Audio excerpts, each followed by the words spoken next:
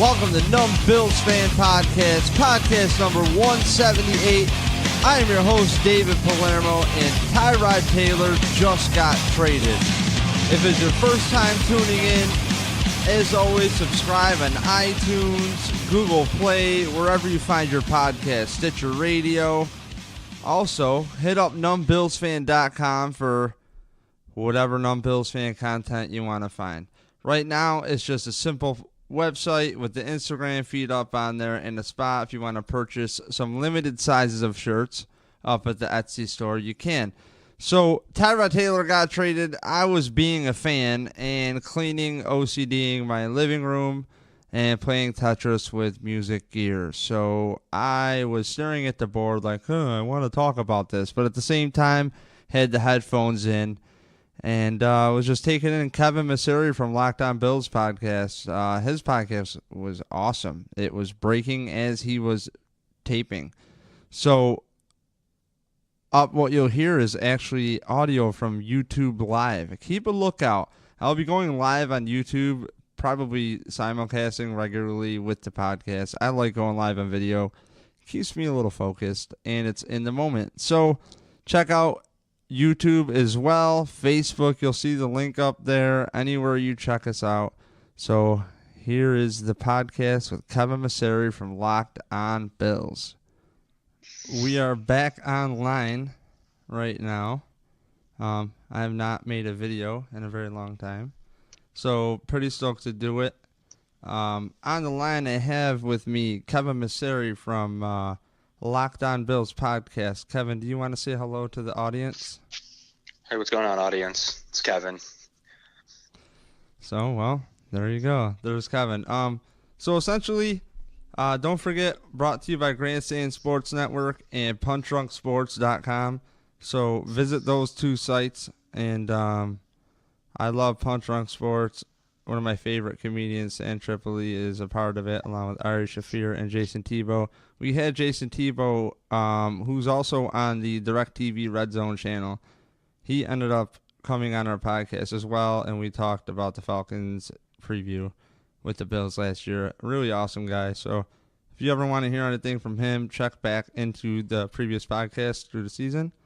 Also, to set this up here, Kevin Massare and I have kind of become like little buddies here, and we talk a lot, and he was live on his podcast when the Tyrod Taylor trade happened. So I was, if you look at the living room right now on video here, I did like a lot of Tetris and stuff, so I don't know. I hit like this OCD stride, and the trade already went down, and I'm like, I'm going to be a fan here. I really don't care to drop what I'm doing and get this organized, because if I did, I wouldn't be able to make a video today with my old banners that Deacon made. I should say his. So, thanks, Deeks, for that. But, yeah, I was just busy being a fan when this whole Tyrod thing went down. I'm like, what? Because my initial thoughts, Kevin, and then we'll jump back to you, is, for one, I cannot believe they got the number one pick in the third round or something like that, right? Yeah, they got the first pick of the third round. And it has to tell you, as a Buffalo Bills fan who hates Tyrod Taylor, come on. What does it tell you for the rest of the league, what they think about Tyrod Taylor? Because if you want to know our thoughts, Kevin and I had one called, our last podcast together was just 2 podcasts ago. I've been a little bit dry, retooling. So we talked, where do we sit with Tyrod Taylor, part 1, and really the gist of that is our whole thought process throughout Tyrod's career, and really it's more coaching than Tyrod. You know what you have. You come into this city, and you don't really seem to watch the tape as much as you should have. Rick Dennison, shout out to you.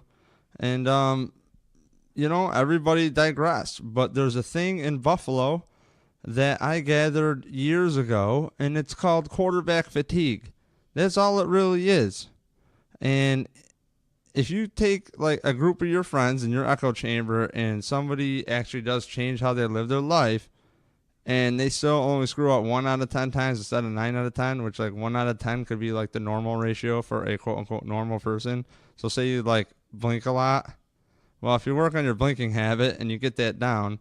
So what I'm getting at on my dumb ramble here is that I think Tyrod Taylor was actually progressing depending on what was asked of him. And a lot of times people just want to jump the gun and go with their to confirm their confirmation bias, I should say. So they try to find it. See, Tyrod just can't do it. But when Tom Brady misses a pass, it's, well, he was just the greatest of all time. It's like the dude had to throw 46 times to throw it 280 yards. And Tyrod Taylor throws it into 20s, and he still gets 240 to 200 yards. And I understand that when you're looking at the stat lines of these free agent quarterbacks coming up, Kevin, and I'll shoot it to you, it's like anything the Bills are doing right now is primarily just a lateral damn move. That's all it is a lateral move, and it's great for marketing, and it's great to get fans like me back in the seat. But I was going to be there anyways, and I have news to the owners or whoever works for the Bills. You could literally take guys off the street and write great stories about them and put them in Bills uniforms, and people still show up to the Bills games for a few years. So I hope that if you traded Tyrod on perception of Tyrod, it's really dumb. Stop listening to whatever you're listening to or reading, and just maybe clean house in your media department, get Kevin from Lockdown Bills in there, and get me in there, and get a couple other people who call it how it is, because I look at this podcast like coaching accountability show. That's it. These players are such easy targets, and they're not mature enough to handle the bullets coming their way. And last I checked, money don't make you mature. So, I think a lot of times when we're sitting here glossing over, Kevin, these draft picks coming up, man, I sure hope they ain't putting their faith in the quarterback, because I want to know who the Bills quarterback coach is. I want to know who's going to handle this precious commodity right now. So, Kevin, thoughts from top to bottom where I went, and, how it came in and your instant reaction? Sure. Yeah. I mean, it was crazy we'll start from the top and we'll kind of go into all your points. It was crazy to go live on we were actually trying to work Tyrod in just as a general talk, see where we felt with him. He was on the bulletin to be discussed, and all of a sudden I do usually have Twitter up just because for news and nuggets, and if I'm searching, and broke down as we were live a couple of minutes in that the trade had gone down. So it gave us, extra material for the pod. Check that out. Once again, Locked on Bills. Pod is live. It's doing Iron Man numbers. It's gone national actually through our network. So check that out. The podcast itself basically was us live instant reactions to our opinions and our thoughts and kind of our emotions as we were trying to figure them out. So it's not like we had anything scripted, Dave. It's not like we kind of got back to sit and think about it like I can for our show here. I had to, kind of come up with my live reactions, and the initial thoughts, right at the top where I thought we got a lot for him. I was told pretty much for the last couple of weeks, I ran a couple polls and a couple questions. Bills fans are actually going to be happy to get a fifth for him. I had a lot of people that say he should be cut, maybe a dump for a sixth or a seventh. We were going to pick up his option, $6 million in cap just to get a better pick. I heard all of this stuff. The more reasonable Bills fans and people thought about a fourth, picking up the option and a fourth, and it ended up being the top of the third, almost a late second, and not having to pick up his option, which did clear about $10 million off the cap, as we're still on the hook for about $7.5 million dead cap for him. So, he would have been an $18 million player. We saved about 10. Had we cut him, it would have been the same. So we ended up not having to pick up a $6 million option. So in theory, we really saved $6 million because we weren't going to pick up that option apparently and trade him. So really the number is 6. But he still counts for $7 million. We still have a good $30 million in dead cap space total, which is a pretty high number. It's 20% of our salary cap almost. But in 2019, the note here, $100 million. So $100 million, the Bills are going to be one of the big players. I don't have any. You could start to see some big contracts in the offseason, and I think that's where the vet quarterback, to your point, there's no way they don't give a vet quarterback money, and I would be shocked if it wasn't backloaded, meaning they did whatever they could to have a lower cap figure this year, and then it balloons up in the second and third year, fourth year, depending on how long the guy's signed. So we could see a free. We can afford a free agent, obviously, and easy. I mean the cheapest. Yeah. The amount a whole draft costs a year is absolutely peanuts. So it's $8 million. Yep. Yeah. So that's with all those extra picks too. It's only about $8 million. Right. So, not to cut you off, but that's what I do. No, it's all good. So to principle your point, you have $30 million left after the draft. About. Yeah, and I already talked. I mean, they own their blunders as Bills coaching staff of getting rid of Rick Dennison, and I think the waffle character, the defensive line coach, because that, you know, you're trying to get the best out of your investment in Marcel Darius of a, what in hindsight was a dumbass contract, but in Bills fashion, they're one of the last teams to give out that big of a contract. And it's like, it almost makes me wonder, is this team just, again, overly emotional, overly listening to fans too much? You know, I understand you have to prove it to keep your own, but you also have guys like us and women out there covering the team that can look at it objectively and understand that, you know, I don't think that's really a position you always need to pay a premium to, because those guys want to play a long time, and I think you can get them sometimes at 4 contracts, which is crazy. Right. And it's like, you know, my number one question and the media's number one question when Chan Gailey came in is, what can he do about Aaron Maben? You know, in hindsight with Aaron Maben is, he's an artist. He's not really into football. He doesn't give a shit. And can you blame him? No, I don't blame him. He's actually, in hindsight, smarter than all of us. You know, and when I was like 23. Well, in a way, I don't know about that. I don't know. I mean, he cashed out, right? What's he doing right now? What he wants? Yeah, I guess so. But that money runs out quick, Dave. I don't know. Well, I don't necessarily know that he's smarter than you or I with it, just because he had a little bit of money for a couple of years. You know, I would love to interview that guy. Somebody did recently. Sure. I think I would like do like a live. I would love to see his process. Sure. Yeah, that'd be great. So, but it's like, you know, with a guy like that, the first question of Chan Gailey was, can you salvage this guy? Can you make something of him? I mean, he looked awful when he came into the league, and not even a year in, you got a new coach. And it was a bad draft choice on a football level. No, if you talk about it football wise, that was a bad pick. Right. I mean, there's no way around that one.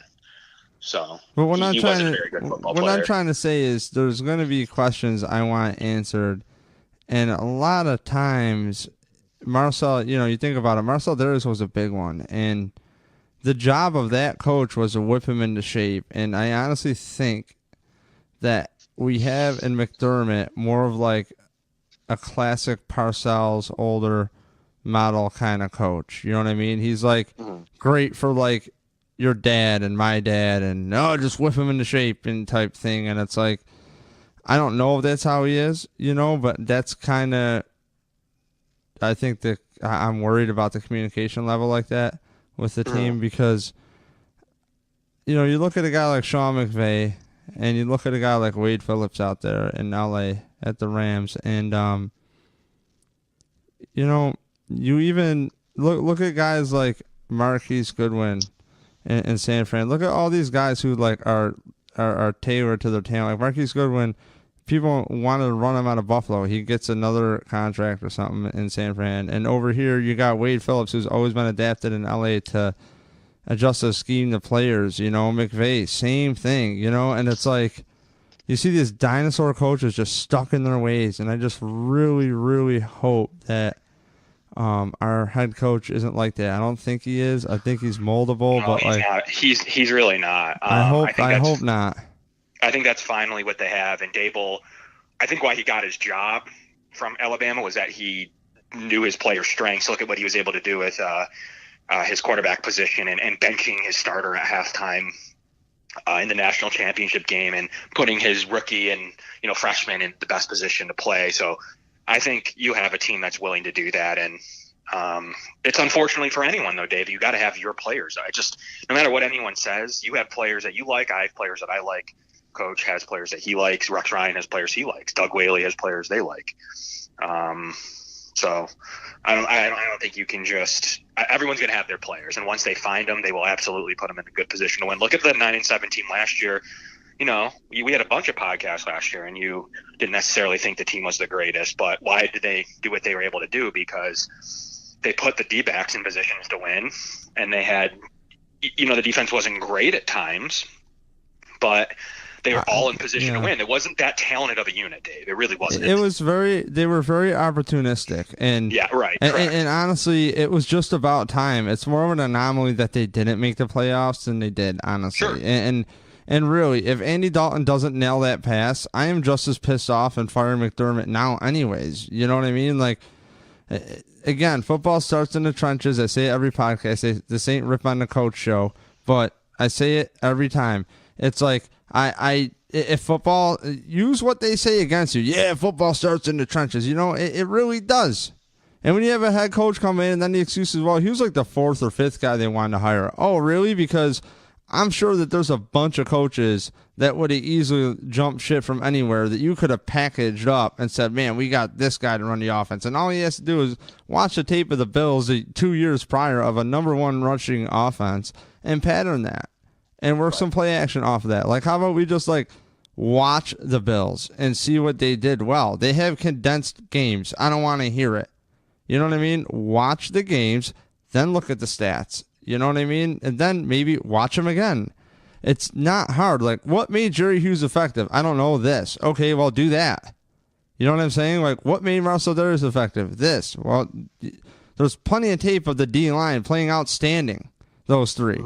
And a few games in, Russell Darius is on limited snaps. It's like, these guys talk about, all these draft picks throughout. My overall point is we get our hopes up so we can get let down because we think that the coaches are thinking about all this stuff. And sometimes they're not because there's only so many things you have to think about because they have to think about a lot of logistics before they even get to the coaching. And it's like, really, I wish that people could just understand that if the Bills trade up and draft a quarterback, do not think that's the end-all, be-all. And the only thing I love more than the drama of the Bills team and everything coming together for the team and the hope of the team is I don't love the negativity that's going to come with the quarterback when he doesn't even get a full season in because he gets hurt or something like that, and you don't give him time to grow. And the thing is if the Paculas trade 2 first-round picks for a quarterback in this year's draft, which, by the way, I don't know a ton about, but I'm going to tell you the 2 spots I'm looking at, I don't give a shit about anything until I see their accuracy and what the hell their footwork looks like. I don't care about the throwing motion nearly as much as I do about their footwork. Okay? Phillip Rivers does a fine job. If you watch his throwing motion, it's really weird. Okay? People just do what they do. If you watch Tom Brady, he sets his feet every single time. It's kind of almost like you're going to step out of bounds, and he finds a way to just step his feet down right before he throws the ball. And it's like, look at guys' feet when they get rid of the ball. You're getting all athletes coming in from high school to play quarterback, okay? And it's like, to me, it's all about the damn accuracy and anticipation, sure, definitely. But where's their footwork, their footwork at? I mean, Russell Wilson was a pitcher and is a pitcher still. So it's like, that dude was always accurate. So it's like, I think for the draft, I don't even know who's going to coach this kid that you bring in. You could literally screw him up. Go see E.J. Manuel. Granted, he shouldn't have been picked that high, but what's the fan base do? The tide started turning on Tyrod Taylor once I listened to John Murphy, and I'm a big supporter of John Murphy, and I'm a huge supporter. But once he started throwing Tyrod under the bus after the end of the season, it seemed like, okay, I got to start seeing what this show is. This really is a show about PR, and I'm a big fanboy over here, and I love the show, okay? So if anybody hears it from there, I love the show. I really do. But when all of a sudden Tyrod Taylor's not good enough, you can't win with him, the writing was on the wall. I was like, no, I'm not paying attention to this. And Donald Jones has been against Tyrod for, not against, but just like, man, he doesn't get rid of the ball. Man, he does. And it's like, I just think, man, they don't have stats for situational football all the time, and they don't have stats on coaching. And at the same time, dude, he does need to get rid of the ball. So it's like, for me, if you make a lateral move, which I think is getting a Bridgewater, right? But he's so young, you could still develop him, or I don't know. There's so many quarterbacks that you could package and get Bills fans hyped on just because it's not Tyrod. Well, I think back to one of your original points was who's going to coach the guy. Obviously, you got Brian Daboll, who's going to bring the most out of his staff. We don't know how great of a coach he is at this point, but we do know that he. What about quarterbacks coach? That's what I'm talking about. He does put his players in the best position to win. And then you have, going down the road, then you have David Culley, quarterbacks coach, came from Kansas City, got the most out of Alex Smith, was a wide receivers and assistant head coach in Kansas City. He was let go by Kansas City to come to Buffalo. He wasn't fired or anything. He chose he chose a promotion to be quarterbacks coach over wide receivers coach / assistant head coach, which is more of a lateral move, but he figured being a quarterback coach sounded better. Had a lot of production in Kansas City from his receivers. Jeremy Maclin was, probably one of the best players in the league throughout his time there. He had a really good tenure with the Eagles prior to the Chiefs. He's a really, really established receivers coach and assistant head coach who got a promotion to quarterbacks coach. So we're going to see, what he's able to do there. But remember how good Alex Smith played in Kansas City. That got him a big deal over with Washington. So there's a lot to like about Culley. Also, the Bills brought in to help out the wide receivers coach, who is just hired because we lost, in my opinion, McKagan, who was really bad, and he was let go. Or he took another job, I think, in college. I don't know where he went. Okay. But Terry Robisky is now the wide receivers coach, which is of note because he was Tennessee's offensive coordinator last year and has been credited with some of the development of Marcus Mariota to being a more, top half of the league quarterback. So you have some guys there. Can we trust all three of these guys? Don't know. I mean, all three of them are quite new at being in Buffalo. At least that's what I'm trying to say. Is like, at least Culley has a little more experience as a quarterbacks coach, but we don't know how good of a quarterbacks coach. We know he's a good offensive coach. Who is he? I gotta know, who is he actually developed? That's the problem I have, and I'm not saying that he can't do it. Receiver. He's developed plenty of receivers. I'm saying at the quarterback spot. That's my biggest problem. He hasn't had the position yet. Exactly, and it's like. Okay, so the Bills want to draft a rookie quarterback or sign a big free agent quarterback, and we don't even have a guy that has the pedigree to coach him, in my opinion. At least David Lee, say what you want about everything else, okay? I understand no quarterbacks really came out of David Lee as much as, Rex Ryan said best quarterback coach in the league. He wasn't a very good coach. But at the same time, at least that's what he did, and I'm not saying that I understand that being a quarterback's coach, it's a position of the field, and it's not as diverse as we think it would be. At the same time, what's Alex Van Pelt doing right now? Is he chilling right now? Can he come help out? Can we pay him? Did he go with Frank Reich anywhere? What's he doing right now? Is he on the couch? What makes a guy like that? No, he's not on the couch. I want a backup quarterback. He's a Cincinnati Bengals quarterback. So why he can't just move to Buffalo? He's already a coach. Okay, that's what I'm saying. Did he get picked up after he got let go from Green Bay? Okay. Oh yeah. He's Cincinnati's quarterback. So you get what I'm saying, though, dude? These guys lose jobs. I get what you mean. And I just don't know what makes Lee better than Culley. Just because he's done it longer, that doesn't make you better. I just don't want to experiment on putting a franchise quarterback in the hands of a guy who's never done it before. I think that is absolutely stupid. Absolutely stupid. And this is the same people that can't get anything out of Marcel Darius, who's your biggest investment. Am I just dude? This rank. I think you're a little off base, dude. I don't know, man. Darius wasn't their mistake.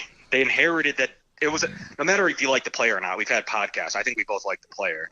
How about you learn how to communicate with him? There's too many stand-up guys in that locker room. Well, you got to eat it anyways. There's too many stand-up guys in that locker room to stand up for that dude and say he's not that bad. You know what I mean? Like a guy like Kyle Williams.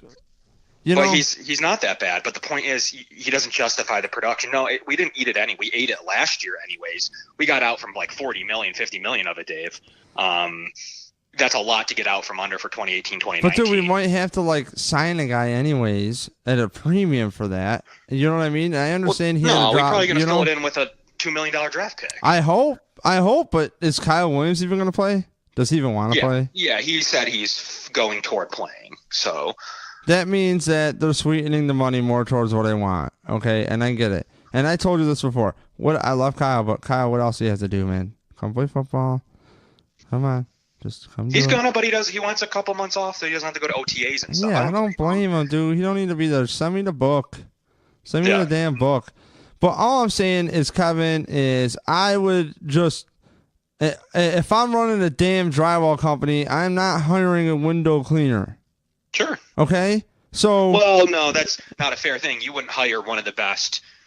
He's one of the best receivers coach in the league, hands down. Okay, cool. So coach the receivers then, because our receivers coach sucked. Yeah, he from did. East Carolina. He lost his job. Okay. He lost his job.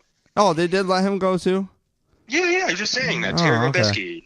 Yeah, he's long gone. Oh, that's right. I am so out of it. Yeah, he left for another job. They did hire a veteran. They didn't fire him though, man. They let him go nicely. He took a job somewhere else. Yeah, well, you know as much as I do, that's a firing.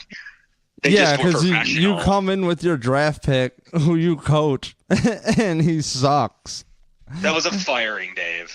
You can call it whatever you want.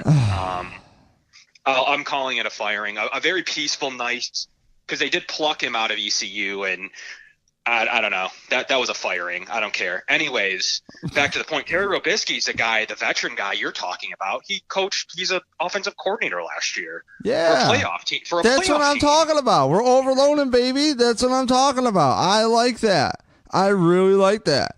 So how about a damn quarterbacks coach? We got no one who's... How about the guy who's developed Peterman? They love Peterman so much. Want to hire the whole Pittsburgh staff. Well, you know... Come on, man. I don't know. You don't even laugh at my Peterman joke. Get out of here. Like when they talk, oh yeah, Peterman, I just think it's like, oh my God, what is wrong with you guys? Like the worst half of football. Like I really suck at Madden, Kevin. Okay? Yeah. I really suck at Madden. I mean, I don't want to say you got lucky, but I only played you for like a real quarter because I was busy finding a headset. But, I would say right here, I guarantee a victory next game. But I really suck at Madden, and that rivaled some of my worst games, Nate Peterman's performance. So, do I give him, if I'm standing by what I say, which is got to give every single offensive player a mulligan on that staff, guess what? Nate, you got one for me, bud. Because I liked you coming out of college. I think you do have it. You definitely do want to get rid of the ball. But God forbid, you had like a thing called a pocket. I will give, this is the only time you hear me admit this, Bills fans with the Peterman Tyrod debate, okay? I'll give you one little nugget. The offensive line struggled making a pocket to step up in. And Nathan Peterman was goddamn determined to set those feet and throw that ball. So that said, it's good that he's not scared to just torch the whole Bill season. And you guys forget. But Dave, I hate to say it, he's going to go back to a third quarterback this year where he should be. Oh, no, come on. Oh. Yeah, he's going back to third quarterback, developmental, inactive guy on game day. We'll see if he can develop later on in his career, but definitely not year two. But Terry Robisky, once again, is going to be your pseudo quarterbacks coach as well. Offensive coordinator last year, once again, for Tennessee, helped develop Marcus Mariota, leave them in good spirits. Right. And took a job here. And then you have David Culley. So you have two really good receivers coaches on the squad to help. And I think that they're going to really overhaul the receiving core. You're also going to get a veteran that's going to help coach. Those veterans can be just as important as coaches. And then an offensive coordinator. So you have a lot of people respond. You don't just have the quarterbacks coach. You have the receivers coach. You have the veteran quarterback. I mean, like if you pick up someone like, I don't know, not my favorite, but like Josh McCown. He's a guy that played really well last year. Really well. Dude, I don't like the guy a lot. Will you stop? You don't like him as a veteran quarterback? Yeah, number 2. That's what I'm saying. I mean, dude, this team is so dumb. Like, why? To get pick 65 and then go get Josh McCown? I don't know. Josh McCown was 67% completion percentage, 3,000 yards and 18 touchdowns. They're all better than Tyrod. Listen, man, I didn't even make my point yet. But I'm tagging you on Tell me Twitter. why McCown's better than Tyrod, or that much worse. Here's what I'm saying. He's not, okay? Because I firmly believe it doesn't take that much to play the quarterback position in the NFL. You have to put in work. You can't be a lazy dumbass. All right? I think that if the coaches get out of their way, that you can put guys out there who do really nice things on the field. And for me, it's a thing where recognizing how to communicate to a player is, I think, the thing that needs to be taught the most. Right. Because we're at a weird time right now where people are entitled. And also these kids' parents, raise these kids coming into college and out of college to feel that because they're gifted, they're owed something. You know what I'm saying? And I don't, when people face adversity, I agree with that. Yeah, I don't know what to think. And I face it all the time, and I'm a college basketball fan. If you follow my Twitter feed, and this time of year, I really only honestly, I'm the biggest UB fan you'll find. Okay. I don't know why. I just went to school there and just love that they've gotten good and are in the tournament now every year. Anyways, you're right. Back to the point. You're right, because all the time UB needs to compete against the Dukes and the Cincinnatis and the Syracuses of the world for players, right? So these guys, these high schoolers at 17 years old are so babied. They're coddled. They don't even know what it's like to compete. They're the best on their youth teams. And they start taking these free trips to universities, get wined and dined. And this happens at 17 years old, to your point. And that absolutely happens on the college football level. And they never face adversity, to your point. And it's just a great example of these guys that need to go through a little bit before you really find out the player that they are, right? Is that your point? Well, also my other point is they might be doomed and handcuffed from the start, because this is where the war between the scouts and the coaching staff happens, okay? Because scouts fall in love with players and say a player will transcend schemes. An easy adage that's said a lot is, or I should say verbiage maybe. I mean, I'm trying to sound smart here. Is you can move Corey Glenn to the right side, no big deal. And I made this example the last 3 podcasts. Okay. It's very hard to do everything to the opposite side. If you ride a skateboard, try riding it the other way. Try riding a fakie. It's hard. So I think that talk right there, unless the player has experience doing it and enough tape of it, needs to stop. Like people, when Mel Kiper just spews that garbage out there, I think that talk needs to stop. And people really need to look at these. Well, you heard it here first, folks, from Dave. The Cordy Glenn switch needs to stop. I agree. I don't have an argument. I'm not saying he can't do it. I'm just saying any left tackle. Just look at this position. This player is an X. Or do it good, Dave. Do it good. Right. Like, don't just make assumptions. And the thing is how many times are these scouts picking? You should be picking position in need. Don't give me this best player available bullshit. Stop it. Best player available that's going to cheaply fix your team. Okay, you can downplay the draft all you want.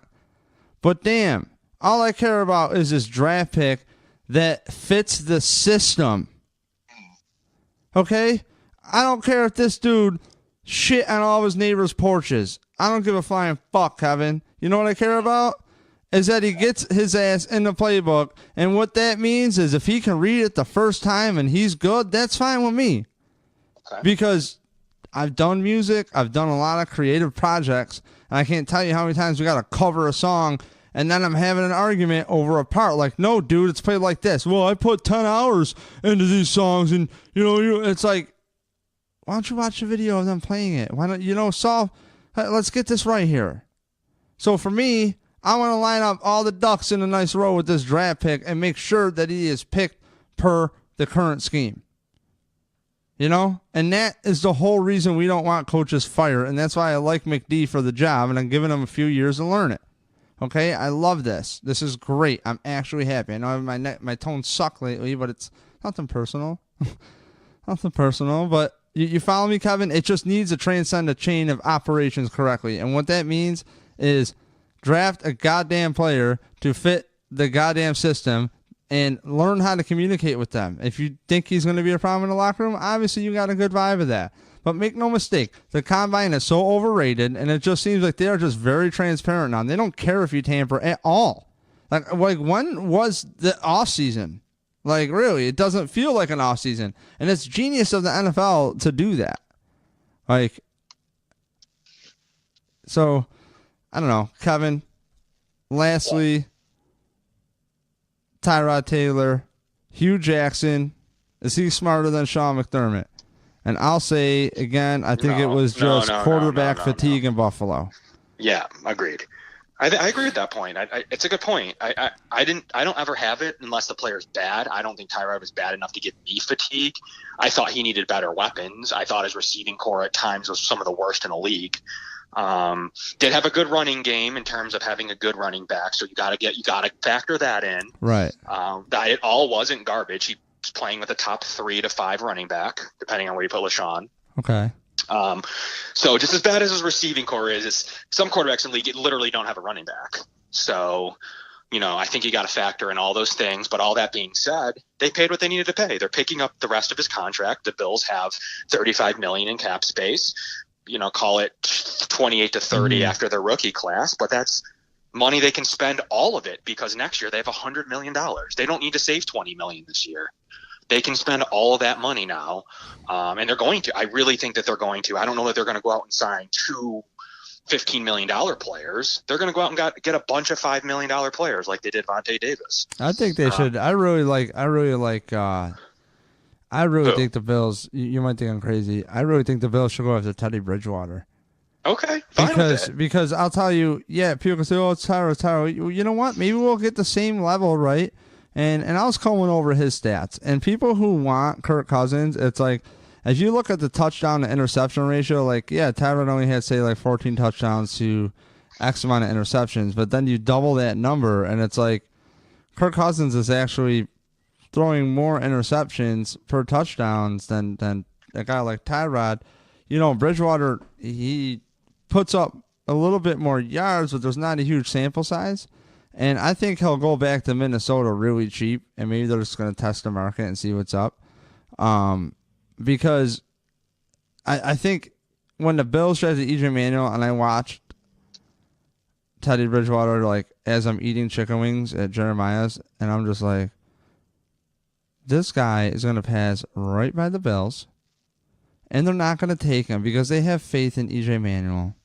Mm-hmm. And that's exactly what they did.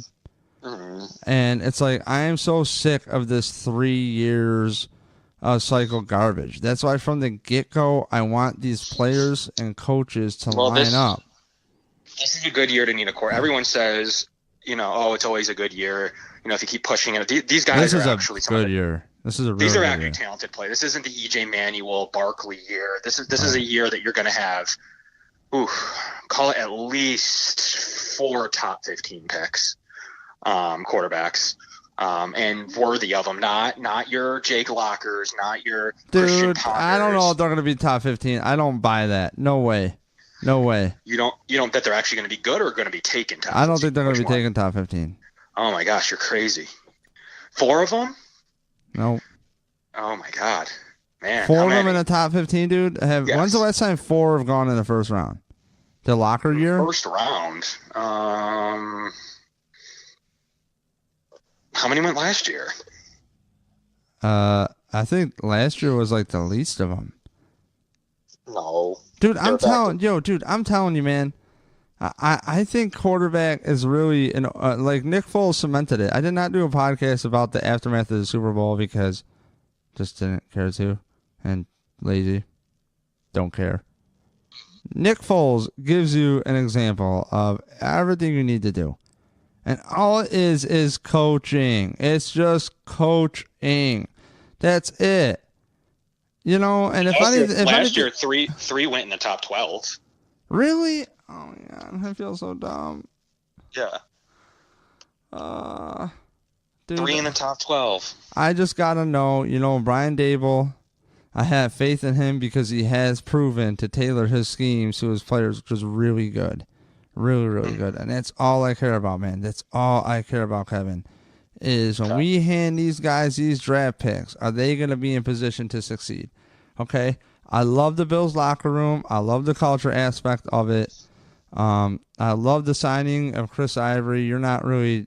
my friend Mike wasn't too stoked about it. He don't give a shit. But I'm a big Chris Ivory fan. Me too, but Mike, Fantasy Mike there, we'll have this debate on the Numb Bills fan draft show, so don't forget about the Numb Bills fan draft show. But dude, Mike, I gotta call him up, and maybe I was gonna have him maybe do top 5 quarterbacks, so I think I was talking to him and he assumed he was gonna do it, but I don't know position. So you had four quarterbacks taken in 2011 in the top 12, and in 2012 you had 4 as well, taken, looks like, in the top 22. So you had back-to-back years of 4. 3's pretty standard. Honestly, every year there's about 3. Low years there's only 2. This year's definitely going to be 5 in the first round, 4 in the top 15, but maybe top 20. I really think that they could get a run on these guys. There's going to be 2 or 3 really needy teams.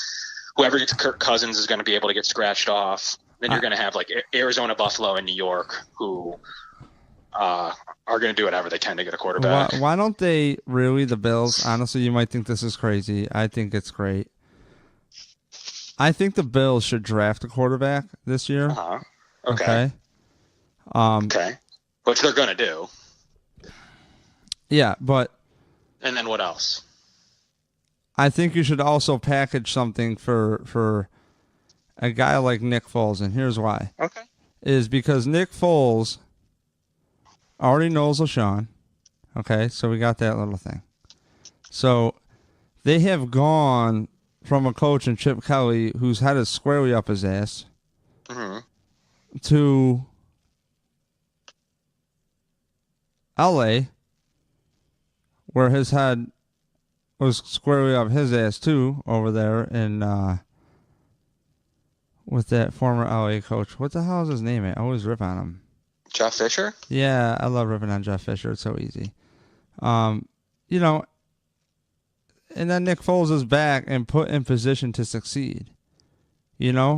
For me, that's again coaching. And that's somebody I want. You could honestly tell me that the Bills would cut Peterman, or you could even tell me that the Bills would bring in Ryan Fitzpatrick and a first-round quarterback, and I would be down because all Fitz needed was a defense. That said, yeah, I mean, it's really not a good look, and it's never going to happen, and I don't think I could watch it again. That's kind of my quarterback fatigue, is like when you see like Scott Chandler doing a simple out opening play at home a few years ago, and I'm just like, dude is wide open and you missed that throw. You could have lofted it within a 20-yard radius, and he could have just put his big arm out. No, it's going to go in the dirt. And that's painful. Yep. So what we have to do is we just have to repeat that cycle on a different guy. Okay? And the quarterback cycle is the same as a coaching cycle. Year 3, you're ready to get rid of him. You know, I see that with Tyrod. Tyrod's a great story, then he isn't. Tyrod's a great story, then he isn't. Tyrod wins you a game, then he isn't. You know, it's like, you got to throw the ball. Yeah, well, we know, but you could sell me on like a Foles where you get a quarterback to come into the league and really just learn how to study. Like, really just learn all the intricacies between coaching staffs, and it's about communicating. And then it's going to keep Nick Foles hot. You know, he's going to want to play good. That way he can get the next contract if he needs to. Or why not sign Nick Foles for 2-3 years? You know what I mean? Just extend him out. I told you they should do that with Tyrod Taylor, is extend him. And I think if you trade for him, that actually meets that scenario that you're talking about where it costs the Bills no money. I don't care if you package up Shaq Lawson and ship him too. Go for it. Like, send him, see what he can do, or just really, in all aspects, just send a second-round pick over there and a fourth or even the new third. Like, I would take that. You have enough first-round picks this year. Like, you're good. You're going to get some talent. And, you know, maybe you do take that quarterback to sit on the bench. But at the same time, if they weren't ready to pull the trigger on Mahomes, what makes you think that they think this year's that much better? And if they take the kid out of UCLA, the rich kid there, I mean, I don't care that he's rich. Does he want to play football? Like, I understand.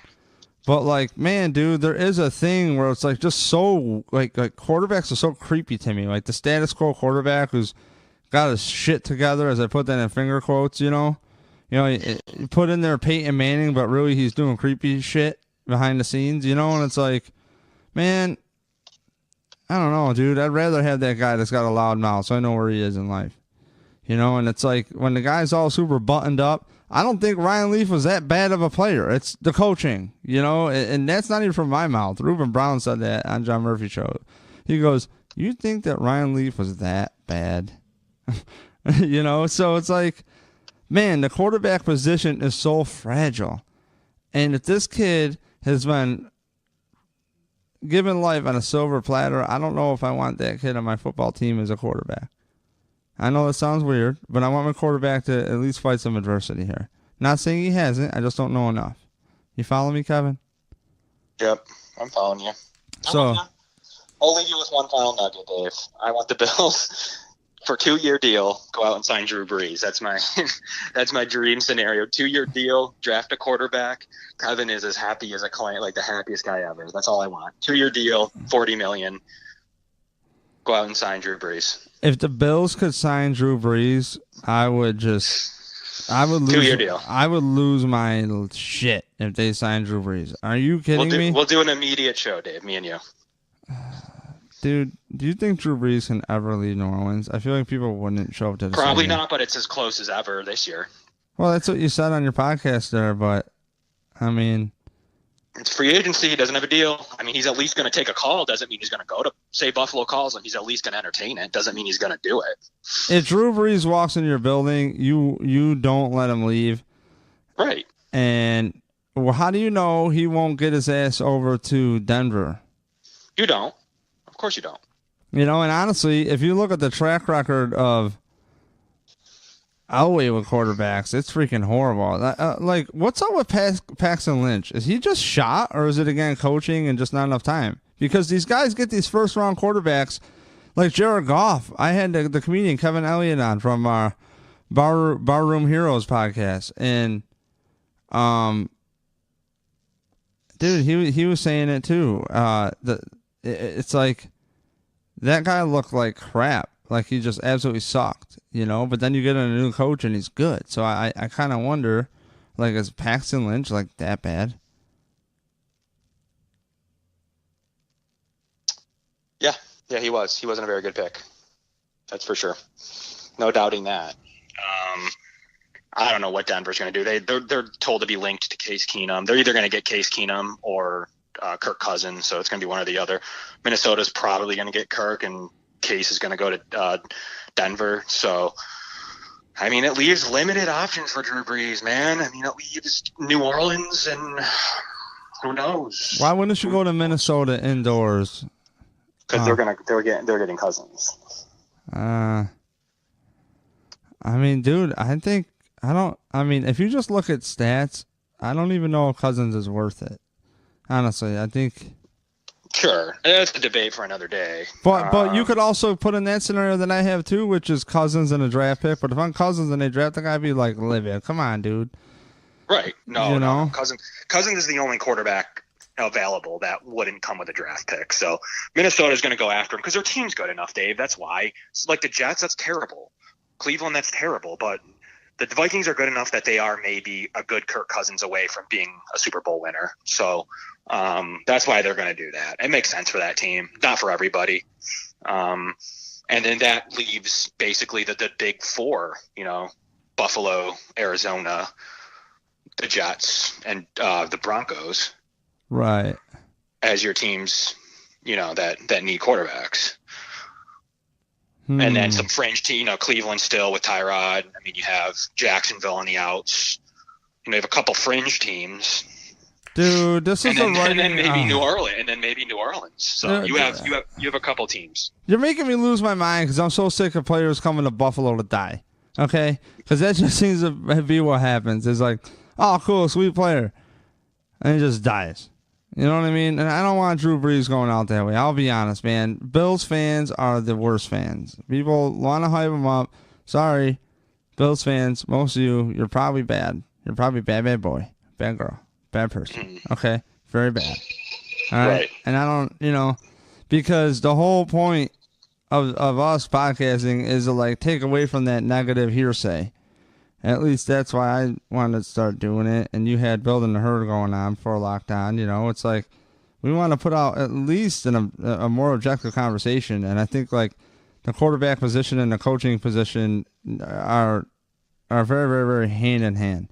And that's pretty much the overall point is whoever they get. If they get Case Keenum, I think it's a lateral move. If they get Kirk Cousins, I think it's a pretty lateral move. And statistically maybe worse, but I mean, if you can get rid of the ball, you make that offensive line look a lot better. I will tell people that, you know what I mean? Or you could tell me that. That's what they tell us, and that's true. It really is true. So, Drew Brees here, I just don't see why he would want to come here to die. It's a tough division, man. You got to play outside in Foxborough, outside in Buffalo, outside in Jersey, and outside of Miami, which is your best game. And so, I mean, come on, dude. That's a lot of games right there. I agreed. Yeah, I couldn't disagree with that point. But once again, I think we should get on a show with free agency coming up. Let's plan for middle of this week, Dave. Yeah, let's go this week. I'll let you go. You go do whatever you're going to do. And I'll be by your crib tomorrow afternoon. So, Kevin, sounds good. Let them know where they can find you. Yeah, thanks everybody for tuning in. You can find me at Locked On Bills, at Kevin Massare, LockedOnBills.com for our breaking pods. We do 3 a week. We're going to get Dave over on the Locked On pod probably in the next week or two, right, Dave? Yeah. Okay, we'll plan for that in the next week or two.